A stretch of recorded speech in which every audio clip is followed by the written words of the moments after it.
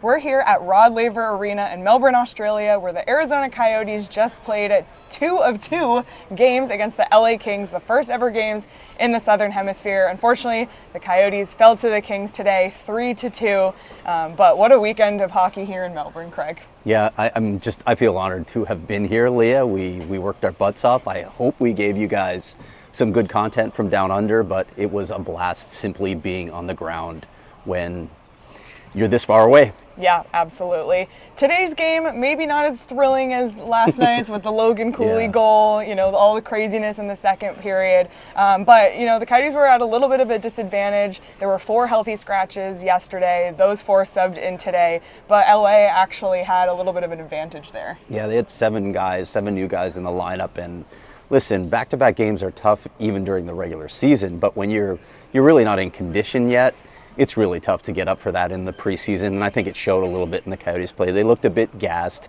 I think everybody's probably ready to get home. The Coyotes are going to have a few days off. At least these guys will have a few days off before they go back on the ice so they can try and recover from what is a difficult trip to Melbourne, Australia. Yeah, absolutely. But on a positive note, Barrett, Hayton, he had 2 goals this weekend. Of course, one was an empty net last night, but his line with Clayton Keller and Nick Schmaltz seems to be clicking again. This is what Barrett had to say on his line. There's definitely just some timing, stuff like that kind of comes with just getting more reps and stuff like that. Obviously, I think we've had 4 practices in these 2 games, so yeah, I think there's definitely some looks that are familiar and stuff like that. You can see some chemistry, but we definitely still have a lot to work on.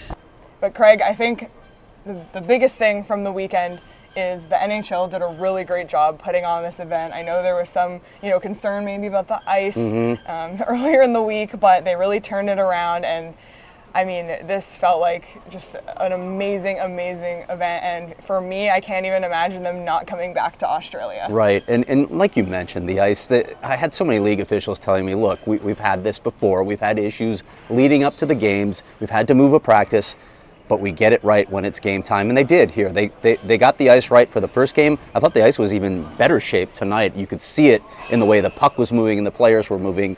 So we're standing here in front of that surface right now, and they're tearing it down. It's almost a shame to see. They put so much work into it. And I hope people appreciate the crews that were here for so long trying to get this right. They worked their butts off. And to me, like after having been here for a full week, I really think the NHL put on a hell of a show here. And part of that was the Australian fans. They really embraced it in these 2 games.